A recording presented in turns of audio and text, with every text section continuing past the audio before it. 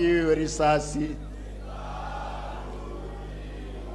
nipiwe teke niuliwe. I want to tell you, I know for sure Mheshimiwa William Ruto aliahidi watu na akapeana ahadi nzuri. Na mimi wakati mwingine namwangalia kwamba roho yake inawezekana ikuwe nzuri, lakini kuna wakora wanazunguka wanaharibu akili yake.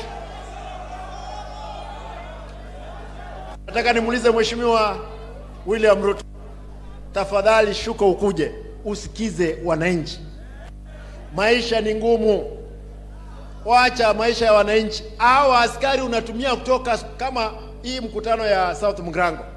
Walibeba askari wote kutoka Nyanza. Wakapeleka nusu ya watu walikuwa South Mugrango walikuwa ni askari. Wengine in plain cloth. My brothers, polisi, nataka niwaombe. Yule kijana alipiwa risasi hapa, mmoja alikuwa anatoka Bomet. Kijana mwingine ambaye ameuawa hapa anatoka Ukambani. Vijana wawili ambao wameuawa ni wa hapa nyumbani. Huyu kijana huyu risasi ilipita. Yuko wapi? Huyu ni hapa nyumbani. Tafadhali ndugu zangu, tusikizane. Vijana, hii si mchezo. Ndugu zangu askari na dada zangu, tafadhali. Yawezekana umepiga risasi ndugu yako. Kuna askari nasikia hapa alikuwa anaambiwa usipige risasi. Hapana, wacha.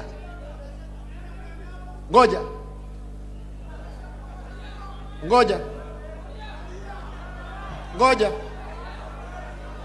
Nataka tuulizane.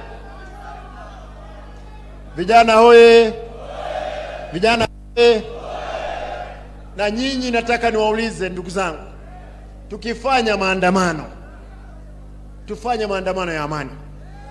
Na nawashukuru kwa sababu Kisii hakuna gari ambayo mlichoma isipokuwa mlichoma lami peke yake.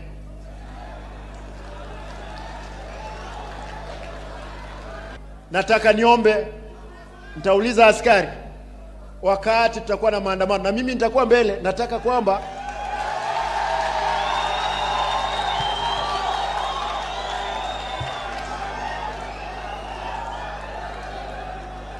nitahakikisha kwamba nyote, mtu yoyote ambaye ataguza kitu cha mtu ambaye atarusha mawe kwa askari, huyo ndiye adui ambaye tutakamata. Mtu ambaye atachoma barabara, huyo ndiye adui ambaye lazima akamatwe. Tunaelewana?